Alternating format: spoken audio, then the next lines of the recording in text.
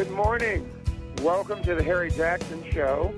I'm your host, Harry Jackson, and we have a tremendous day for you today. This is the day the Lord has made. Let us rejoice and be glad in it, the Bible declares. Well, this morning, it's the morning after federal workers are back to work is a head story. But first, I want to give you a human interest story before we let David Parlett, who is in the studio, kind of guide us seamlessly through the top stories this morning. I'll be with you by phone from New Orleans. Here in New Orleans, I'm at a very important meeting, and this city is being rebuilt, even though Mayor Nagin is up for charges of corruption. Sounds a whole lot like Washington, D.C. to me. But first, my good news personally and good news for the nation. My wife has been working on a doctorate in education for 10 years, and it's been prolonged and dragged out because she has had a bout with cancer. She was fighting blood cancer, multiple myeloma, and they could not bring it under control at all. And there were all these traces in her blood whenever they did blood work of protein tracers that showed the high levels. They showed the activity of cancer in her body. Well, last month, the blood work came back positive that there was no cancer. We're excited about that. A week after that, we got the word from a wonderful institution, highly accredited, that she's been working with, that they had accepted her doctoral thesis. They got back to her over the last month about an oral defense. And yesterday she got the call that says she is now has a doctorate in education and a doctorate in education that she has. And we're just going to share this over the air with you, that you may be going through your own version of a Job-like experience. But God wants to bring you out into a wealthy place. Psalm 66 says that God has allowed men to ride over our heads, but he has brought us out into a wealthy place. And may the blessing of the Lord be upon you. And the government is back to work, and that is going to mean a lot for government employees. We're going to turn it over to Pastor Dave. I'll still be on the air. We'll go point and counterpoint with you on Faith and Family Friday. As you know, our emphasis now on Fridays has to do with faith, has to do with the things that promote positive families. And we're talking to you on the Harry Jackson Show. And we're also on the Urban Family Network. And next week, we have our huge share-a-thon, and we need you to call in, give a testimony in advance. Dave Parlett will give the number, and make a difference. Let them know that the Harry Jackson Show is a life-changing influence in your world and life. Dave Parlett, what else are we going to talk about in this first segment, please, sir? Yes, sir, and we give a congratulations to Pastor Vivian. That is awesome. We thank the Lord for her.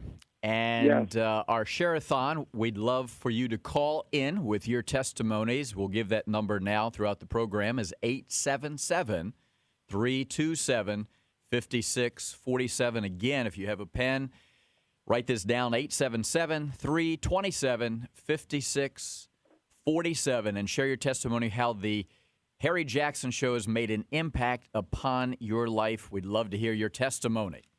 Well, the first article we are talking about this morning from the Washington Post is Obama renews his push for the immigration bill. And, the Democrats feel like they have the GOP on the ropes and on the defense. And so for the next 3 months, their top priority is going to be on immigration. Schumer and Reid, both the Democratic Party, feel that this is their top agenda item.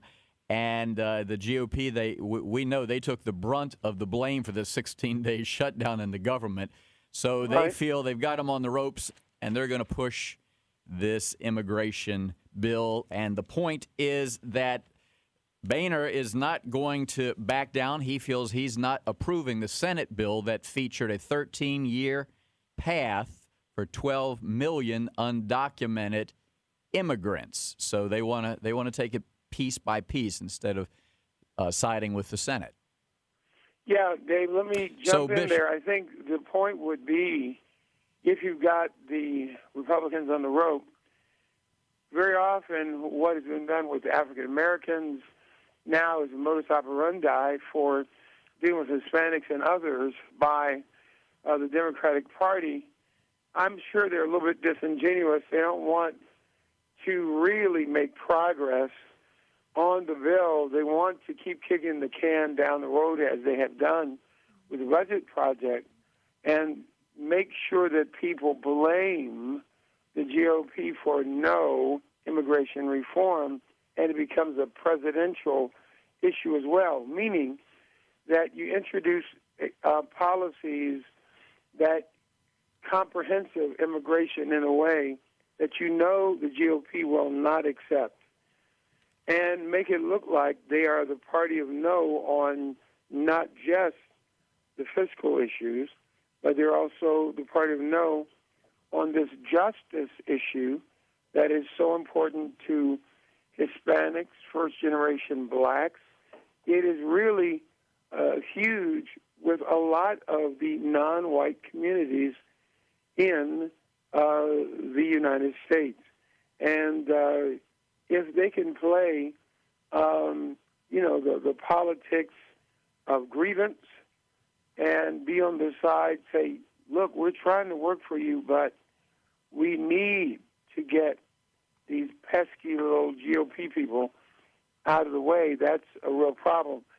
Second point, I want you to remember that on the immigration side and other sides, it's not just a Hispanic issue, and that the minority vote would include people like the Indian community in the United States, who are made up of very upwardly mobile people, average incomes look closer to $90,000 per home per year. You've got doctors, high-level specialists that are in that category from India in Asia. And if you look at that group, they voted along with Hispanics, along with blacks, along with most immigrants with a different dimension of melanin in their skin, because things like immigration are hot buttons, and the GOP is happily playing into their hands, talking about what they won't accept. That's not good language. If you're trying to be a visionary and cast vision, you try to be a salesman and win a sale, you sell people on the suit before you tell them the price. In other words, you say, immigration reform needs to be done. We think XYZ has to happen first. It will make a difference in the lives of the people we serve. Why isn't this being done now? Because we all agree on the Hill about this aspect, and the Democrats are dragging their feet. GOP needs to turn the rhetoric so that there can be a change of the tide, and there can be accountability, not just the policy of greediness. Dave, what do you say about that? Yeah, I think that's important. What you're saying is that we meaning a conservative side or even the Republicans, don't want to appear as if they're blocking immigrants who are trying to come in this country, but yet we have to deal realistically with the illegal immigrants as well as those who really want to be citizens here and work in America and make America a better place. So we have to find a way to get them into citizenship. And we hope they really do find a bipartisan way. Yeah, listen to Boehner's comment you just quoted. He begins with a negative side. I'm against XYZ, instead of saying, I promote, here's my vision. I'm fashioning an aspect of this vision. For example, I think you could turn this thing around and say this: we stand ready to support XYZ bill. We want to talk about it right away. And we want to share our terms of and policies as far as hastening some legislation within the next 6 months. I think that this is well. We only have 5 minutes, so you want to hit the main highlights of the other stories, David? Yes, sir. We know federal funding only has 89 days left. We're looking at how to lose $24 billion, as we've just done, in 16 days with the shutdown, and it had a major economic hit, not really as much to the government because those 400,000 government employees will be paid for their 16 days off. Yay! But what about the contractors? What about the hotels? What about the other industries, the vendors that lose their money?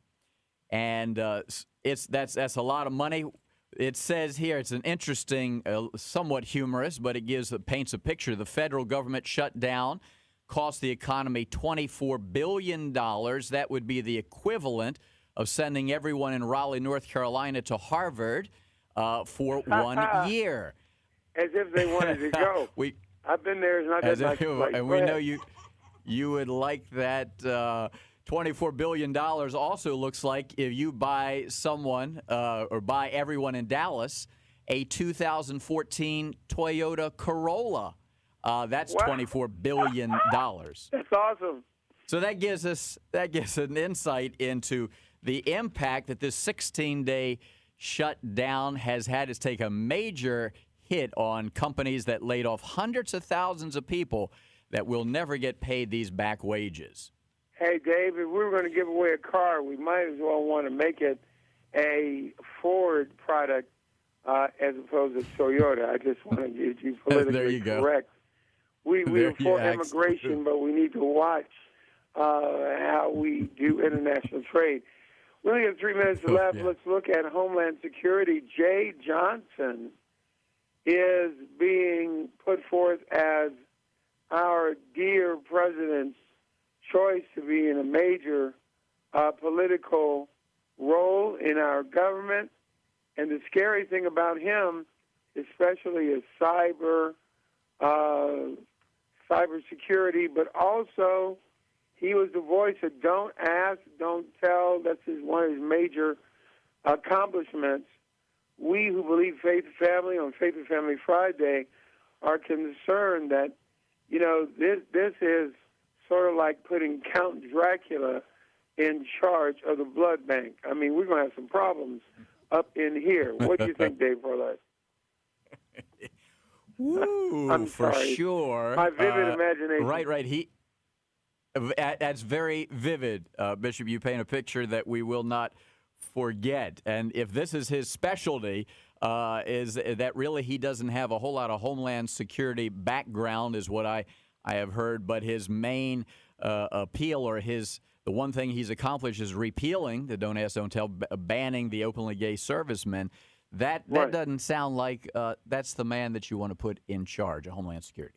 Well, it still looks like, from a Faith and Family Friday perspective, that we're dealing with a president who has all things to do with gender, quote, quote, equality or family destruction. It means that he thinks that that's what we should be promoting in the nation. He's not promoting black people. He's not promoting urban renewal. He's not focusing on the needs of veterans. So we got about 30 seconds left, Dave Perlette. What is your final word this morning on the news? Well, that is our word on the news, and that we need prayer here on Faith and Family Friday, particularly for our government. They've got 89 days to solve this situation here with the next shutdown that's looming. They need to focus on that again. And we have Daniel Yohannan coming up in our next segment, dealing with the persecuted church in Asia. We want to let you know, call the Share-a-thon. We do want your testimonies for the Harry Jackson Show, and that is 877-327-5647. There's a lot of sevens in that number. We'll give it to you again, 877-327-5647. Share your testimony. We'd love to hear what you think, and the impact of the Harry Jackson Show. Will be right back in just a moment. With today's Faith to Action commentary, here's Janet Porter. Opt your child out of Common Core. While the only way to really do that may be to pull them out of a government school or move to a state such as Texas that is completely rejecting Common Core, a group called Truth in American Education has developed a form that parents can complete and submit to their schools. The form requests an opt-out from Common Core, which, among other things, requests 400 data points to track everything about your child and your family to be used by the federal government, other agencies, and even private foundations. Download the form to opt your child out of Common Core at truthinamericaneducation.com. Then tell others about it on Twitter and Facebook. Visit f2a.org for more commentaries and action steps, along with news, links, and much more for your state. Go to f2a.org.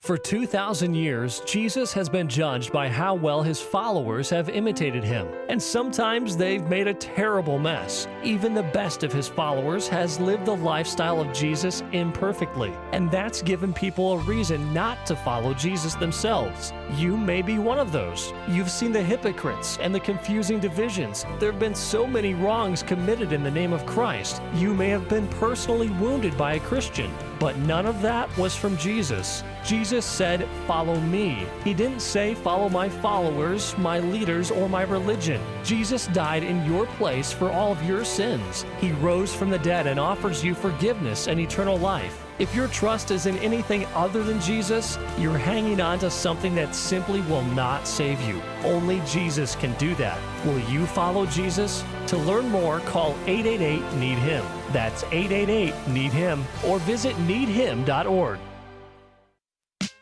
There was a conversation among the women of our church recently about the gifts and talents that we possess. We discussed what to do with those things we are passionate about and how we allow God to develop and use those things that seem to get us excited and cause our spirits to jump. In Proverbs 31, God gives us a picture of a virtuous woman. He starts by comparing her cost to that of a precious stone. Those things that God has invested and planted and commissioned for you to do, don't dismiss them. Those things that you dream about, write them down. Make the vision plain and start to act on those things that make you uniquely you. Write the books and start the businesses. Design that clothesline and create that new invention. Stir up the gift and allow God to use you to change the world. With a heart for the urban family, I'm today's urban woman, Tony Johnson. Learn more at urbanfamilytalk.com.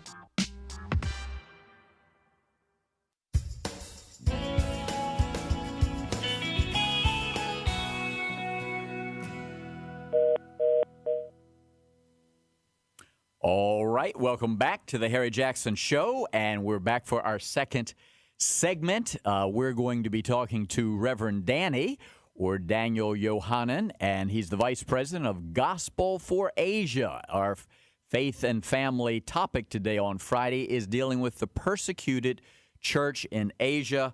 That is the 1040 window. And we want to let you know again, to remind you that phone number, please call 877-327-5647 to share your testimony, what the Harry Jackson Show has meant to you. I want to set this segment up here for the Gospel in Asia. Reverend Danny, your organization, your father's organization, been around for over 30 years. That's called the Gospel for Asia, and it continues to bring aid and hope to some of the most downtrodden people in the Eastern Hemisphere. And you're sharing the good news of Jesus Christ, the Son of the living God, with people who've never even heard of the name of Jesus at all. And you train national missionaries to reach into areas where his name has never been spoken. In fact, sometimes I'm sure they don't even have a translation for his name or even translation of the word Bible because they've never even heard. Well, Reverend Danny, how are you this morning? Doing very well, thank you. Was great to hear you, and I've seen some of your video, know of your father's work in the past, and Bishop Jackson oversees the International Communion of Evangelical Churches. We have missionaries as well reach into different parts of that 1040 window, so we know how important that is for the church to realize that there's so many millions of people that have never heard the name of Jesus Christ. Maybe you can catch us up regarding India. What's the latest update on the cyclone and the relief effort that's going out to hundreds of thousands of displaced and devastated people? Yeah, if people haven't really paid attention to what's been happening, there was a cyclone that happened just a little over a week ago where the government actually had a million people evacuated from the coastal areas on the eastern coast of India. Right now we have over 300,000 homes that are destroyed, at least 12 million people affected by this. The harshness of this is most of these people come from the Dalit background. And when you look at India, you have a religious caste system, which is a dividing of everyone into different cultures. If you're on the top of the caste of society, you get all the benefits. You live in better areas and more protected places. If you are a Dalit on the very bottom, you're an untouchable. You're kind of the nobodies of society. And unfortunately, most of these people who are affected are the very, very poor and also the Dalits who are neglected. So the death rate was not so much because the government did a very good job of warning people and kind of getting them out. About 14 years ago, so many people died. Thousands and thousands of people died because people weren't expecting the devastation. But they did a good job in evacuating. But the real challenge now that will take years is the rebuilding of people's lives and getting them back on their feet and actually getting them to be able to go back home and rebuild their lives. I mean, we are still helping people from the tsunamis and the cyclones from years ago. And so the devastation as a whole is massive. It's probably bigger than Katrina in terms of the devastation and the number of years that it'll take to help people just get back on their feet.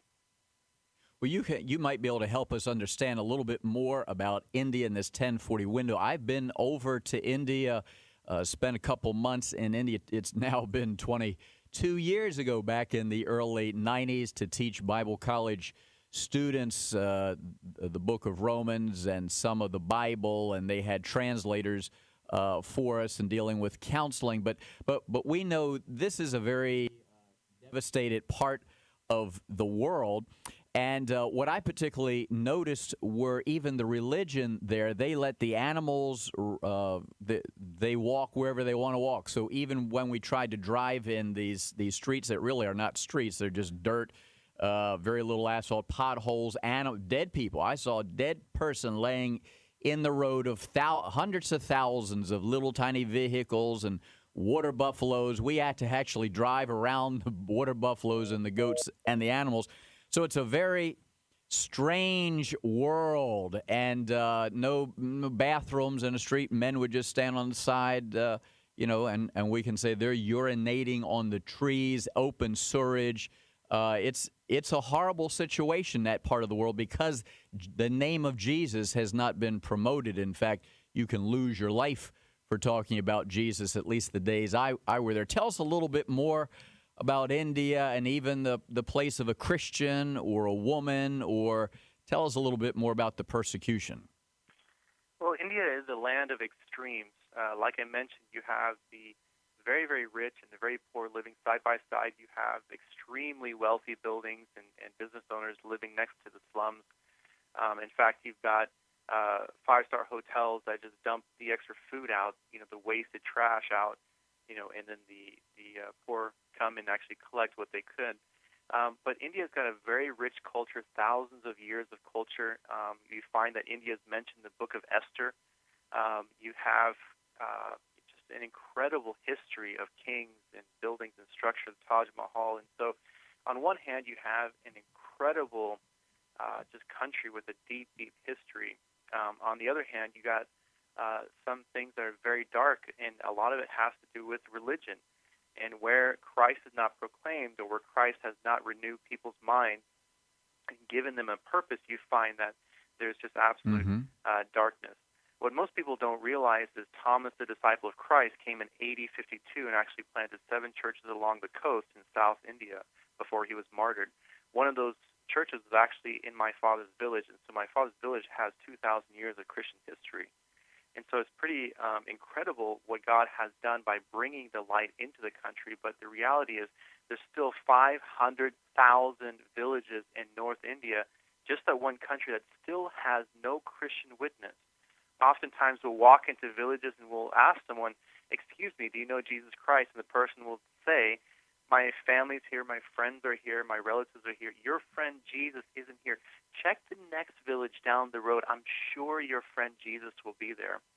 The struggle and challenge of India and Nepal and Sri Lanka and some of these places is that the villages that are in such rural areas can really only be reached by those who are from those communities or from those places that know the language. And that is one of the emphases that we have on national missionaries, people that like the food and like the language and can easily connect to the people, but live at the level of the people and understand the respect of society within the culture so that they can share the gospel in a way that makes sense to them. And so you've got the challenge of an incredible country with a deep history. And like you did mention, there's cows and buffaloes and goats and all kinds of things walking on the road. And part of that is just, I have chickens over there, and so I let the chickens run around in the evening, they come back. But many of these animals are considered to be sacred, like the cow and some other animals. And so no one kills them and no one touches them because they're sacred. And so, yes, they do roam all over the road. And it's a little kind of exotic, I guess, for visitors when they come and see it. But when you walk through the slums and when you walk through the places and the streets, what will break your heart is to see the devastation and the living conditions of people and see the poor and see the neglected. But then even on top of that, what will break your heart even more is to realize these people don't know Christ. They do not know who Jesus is. And the challenge comes back to my life and everyone else's life. How will I live my life differently in order to bring the gospel to them? I may never go as a missionary there, but how can I live my life differently? How can I change my prayer life? What could I do? What could I support? Could I let other people know about that what God is doing to make a difference in their lives over there? Because in the end, when our life is over and we stand before the Lord, all that will matter is what was done for Him and what was done for His name. And the Great Commission is still in play, even if I can't go as a missionary overseas. As a missionary. And it does, and I'll agree with you, it does break your heart when you go there and you see the people and the devastation and the reality that they really have no hope.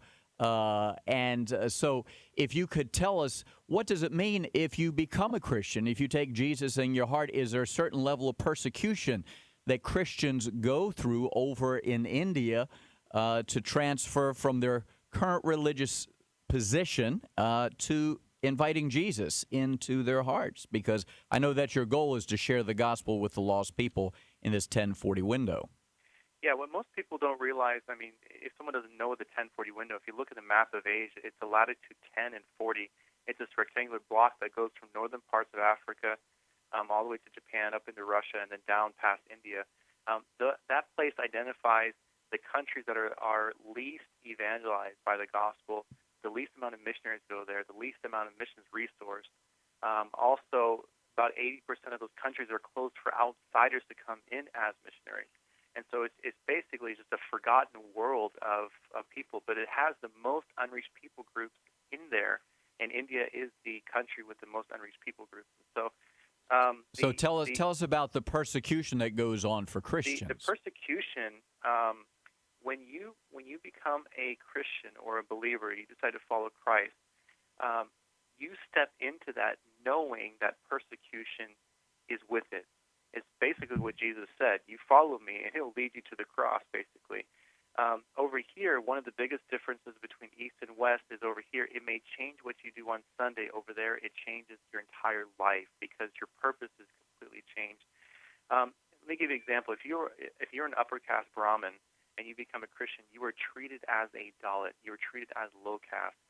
if you become a Christian in many of these areas, that is usually when you are kicked out of your home, you are beaten, you lose your inheritance, you lose your job, you are rejected from society, you lose your honor and respect. I know many of our Bible college students who are in training right now, many of them can never go back home. This one girl I know, her parents told her if she ever comes back home because she became a believer, they said, we'll kill you. And so the rest of her life, she can actually never go home. Her parents will never show up for her wedding. Her parents will never show up when she has kids.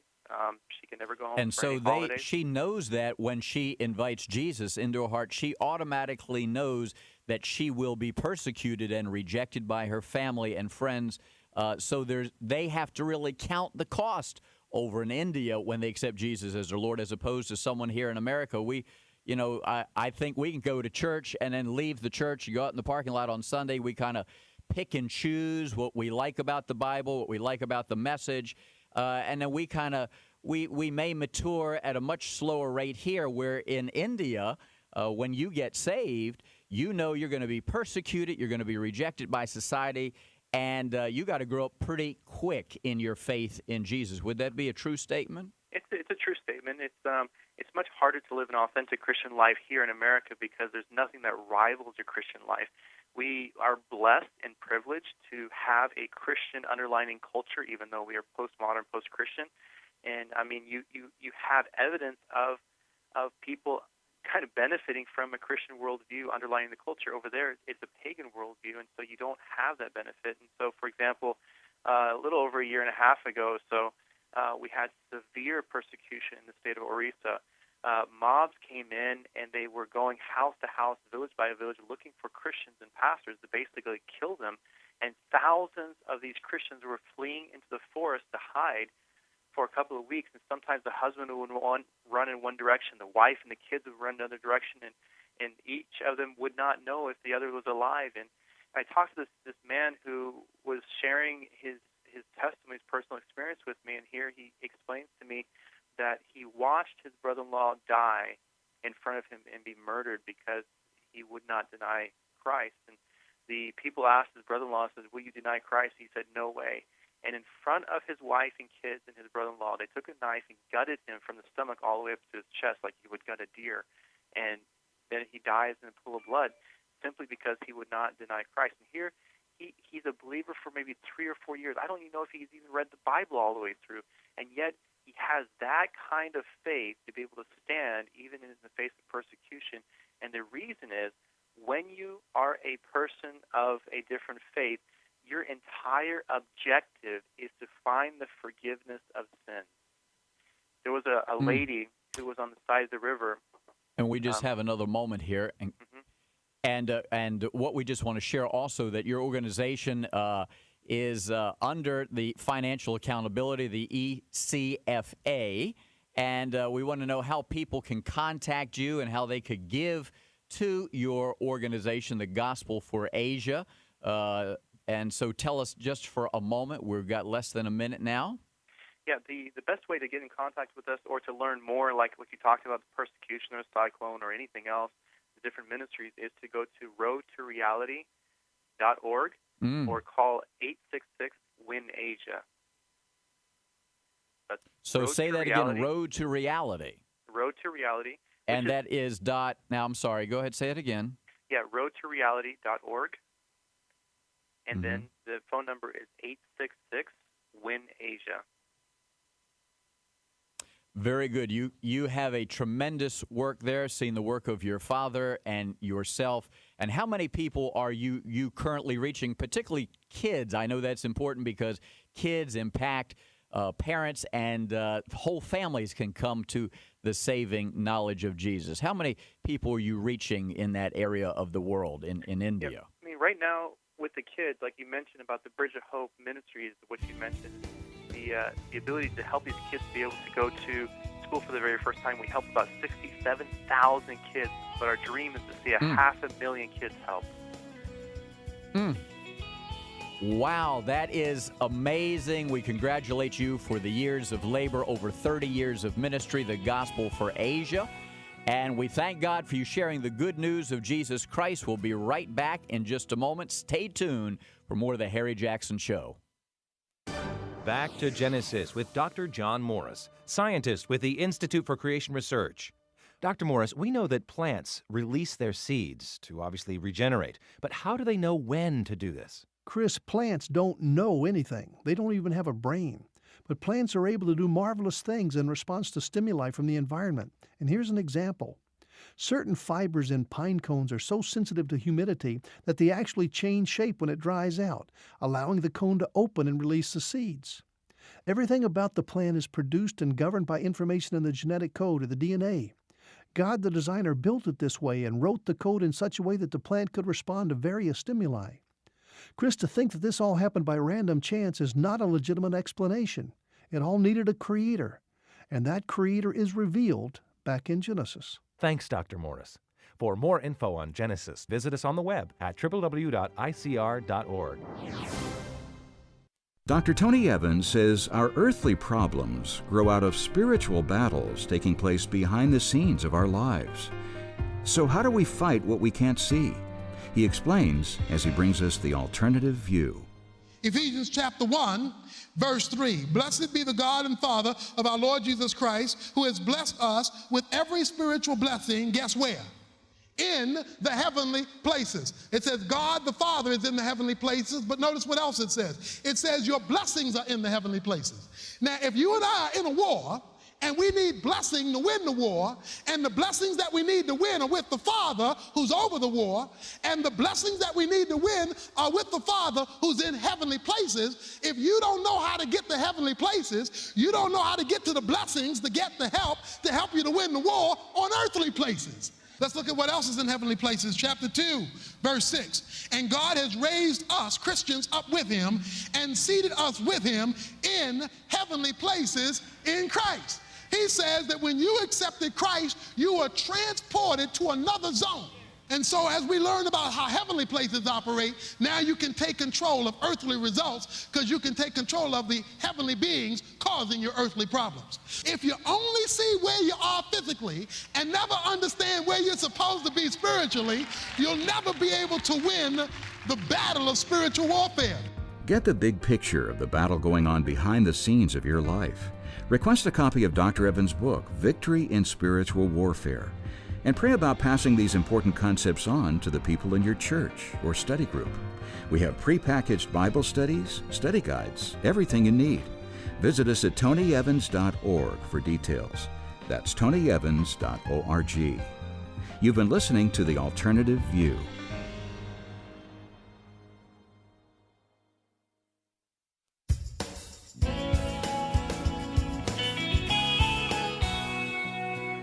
Welcome back to the Harry Jackson Show. I'm your host, Harry Jackson, calling in from New Orleans, Louisiana.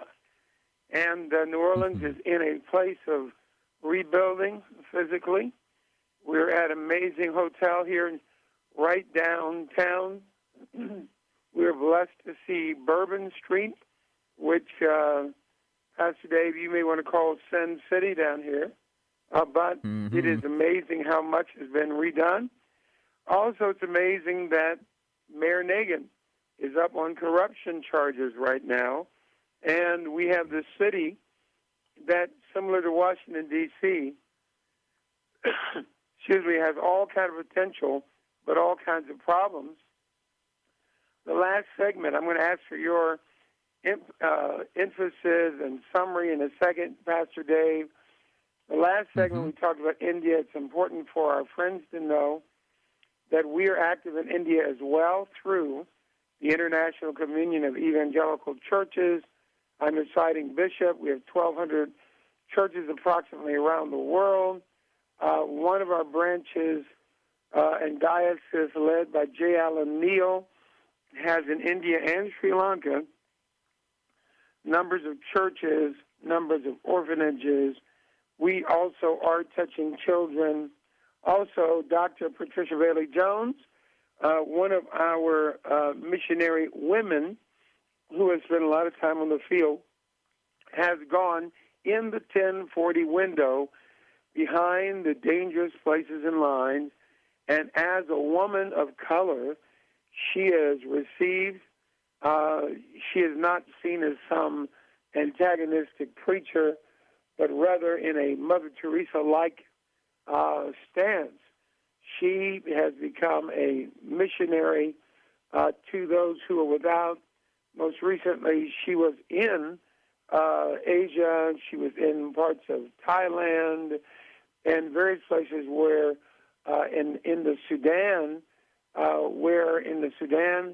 there's been a civil war going on for 60 years, and she was able to share the love of Jesus and practical food supplies, medical supplies, in a way that saw a whole platoon of rebels.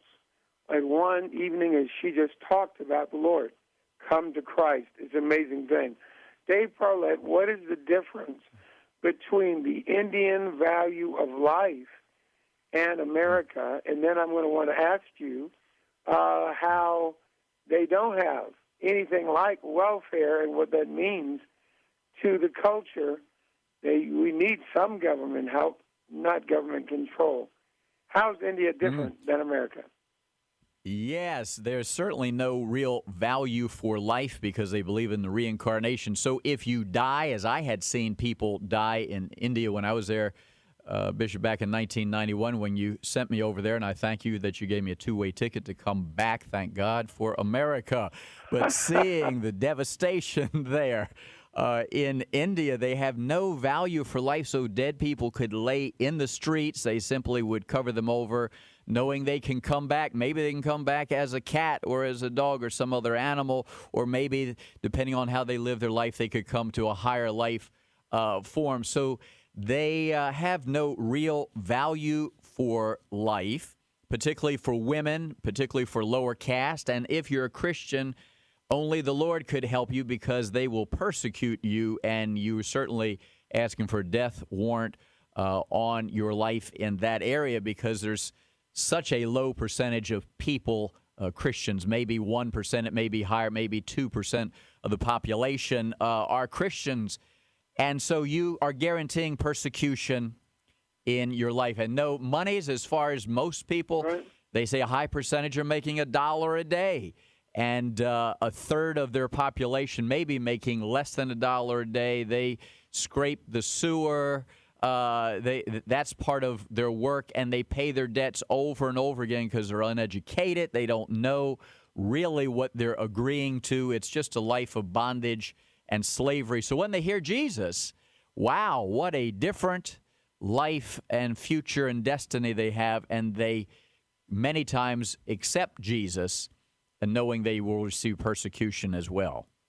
Would you think, Dave Parlett, that the problem with Indian Christianity that Hinduism accepts and receives any God, and so you could receive Jesus at a crusade but still be holding on to animist concepts as well as the multiple God concept that Hinduism, yes. Serving Shiva and all these other gods? These hundreds of millions of other gods you're serving, whether they're gods of the grass or the sun or the leaves, whatever, there are gods everywhere as opposed to a one true and living God that actually died for you and gave his life. So we know that they haven't really, so many places are unreached in that 1040 window. 97% of the world's unreached people live right in that part of the world, the darkest places of our world. The Jesus movie for years shared the gospel in India and saw tremendous results.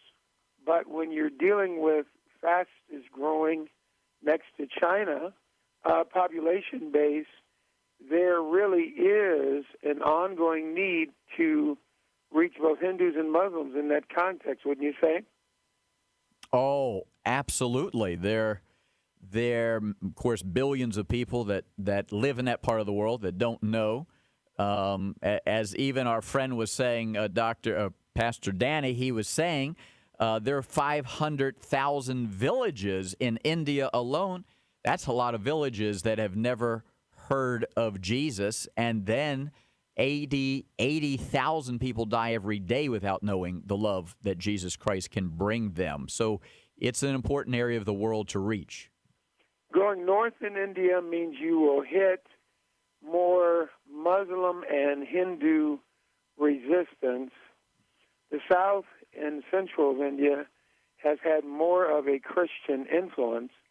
We in our fellowship of churches are doing a lot of work with orphanages and trying to disciple and develop and send forth Christian ministers who can multiply themselves what they know from our orphanages. Those folks can be trained in a Christian worldview.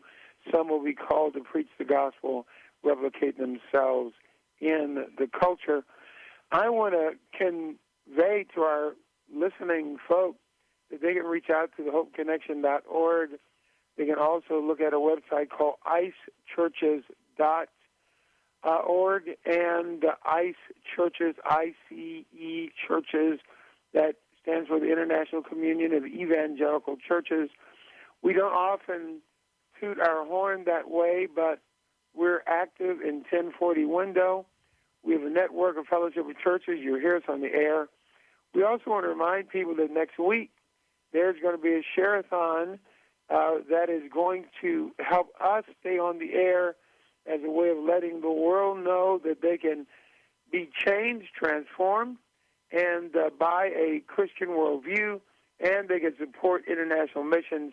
David Barlett, what is that number? How do they reach out to share testimony or to give money for the Urban Family Network and the Harry Jackson Show?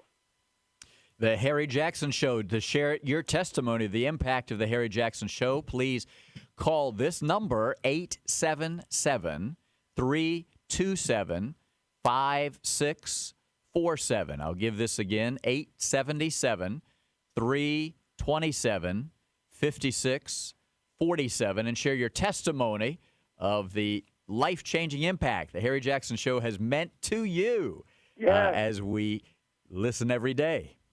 Yeah, so they I can know, just sign on there, and they can write down the words of the testimony that was so instrumental in the repealing of slavery in India, or in England, rather. They can say, I once was lost, but now I found, was blind, but now I see. And if we've helped you open your eyes to the gospel, making a difference for what all of us believe in, now would be the time to make that known. I believe that American Family Radio is doing an amazing job at reaching urban people through this network, but also beyond that. They've been a great supporter of pro-family, pro-life incidents and issues for a long time, so long that it's almost hard to remember how far back Don Wildman began this thing. He left the pulpit of a Methodist, traditional Methodist church, and really when it was unpopular, became an advocate and a voice for faith, family, freedom, and this is Faith and Family Friday. And he has done an awesome job in his generation. Now Don's work is being carried on by his son Tim and a tremendous organization. And you are listening to Harry Jackson Show because of the faithfulness and the beneficence, if you will, of Don and his family and their commitment to the gospel. Dave Parlett, what was the hardest thing about being in India when you were there, besides missing your family at the time and all that kind of thing? What was the single most difficult aspect of being a missionary, several months, teaching, training in the Bible college, walking the streets of India, dealing with the poverty that was there? What would you say was your most challenging moments being on that foreign field those years ago? Right, and preaching at different locations on Sundays. Certainly, there are many, many difficult challenges. They don't really have electricity that stays on. In fact, is off most of the time. Mosquitoes during the time I was there, it was the monsoon season, and so absolutely everybody in the compound that I lived had a form of malaria except myself. I was the only one because I was taking my pills daily. I smeared my whole body Hallelujah. with insect repellent. And so the Lord protected me. But, man, when they got malaria, they were all laid out sick. And but they were national, so the malaria they were picking up only would last about a week or so, but it definitely would knock them out. So, yeah, the food for me was very, very challenging. It made me nauseous there for a while. And, of course, the kids would play with me because they'd stick their hands and fingers in the yogurt and do it right in front of my face. And, of course, it would just make me almost sick. And so they tried to just give me just potatoes, so I could eat and survive and not lose any more weight. So and that's why you're so thin to the days. Is the moral of that's that right. story. Because I didn't eat enough potatoes over in Dave is India. a thin man, folks. I'm telling you. Hey, go back to the power. What would happen to power? Lights would go off every few minutes and stay off? What was that all about? All the time. Part of it was because the rains there during that season. And so if you had electricity that lasted a whole hour, which basically for us meant a fan would be blowing, that was the best they could do was give you a little fan. But it was gone most of the time. And so fan and lights were nice to have occasionally. But basically it's almost you're living in the open. There's no screens. And so you're just living in concrete buildings and you're very open to the elements, particularly to the horns they blow for the early morning prayer. It made my blood curdle because they were all over the area down in the south in the Andhra Pradesh area.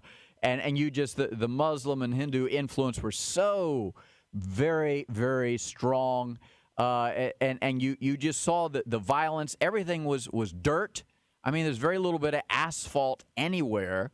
Wild animals ran everywhere. It was just total chaos, and darkness really filled the land. You saw abject poverty, children running, and I'm sure some of them had no idea who their father or mother digging out of the garbage. And it was just a very painful, made you sick, really, to see the poverty and the chaos and the no sense of having any hope whatsoever. People were slaughtered. Women were dragged through the streets. Men could do whatever they wanted to do, and other legal authorities, police would turn their back. So it's a chaotic part of the world. Well, let me interject this one thing. It's interesting that we are farming out a lot of our phone banks, phone calls. Some of the people who are giving customer service in high-tech industries are sending and routing calls through India because of costs. Somehow, I guess they're keeping the power on. I haven't had anybody that is talking to me through electronic devices from India go off the air. But India and China are places we have got to reach with the gospel. If I had a 15-year-old, 16-year-old right now in school, I would say learn Chinese or learn Indian so that you can do business in those areas and perhaps be a missionary through education, through business, through government, who will be able to reach out and impact that culture with the gospel of Jesus Christ. What would be your greatest hope for India? We only have a few moments left. Based on your examples and your experience, David Carla. Yes, sir. In this last 30 seconds, we're saying pray for India. They need much prayer, salvation, and thank God those who are willing to stand against persecution, laying their lives down, they bring more people to saving knowledge of that part of the world. As 97% of the world's unreached people live in that part of the world. Wonderful. Well, God bless you we'll see today. our friends again Monday on the Harry Jackson Show. Have a great Sunday.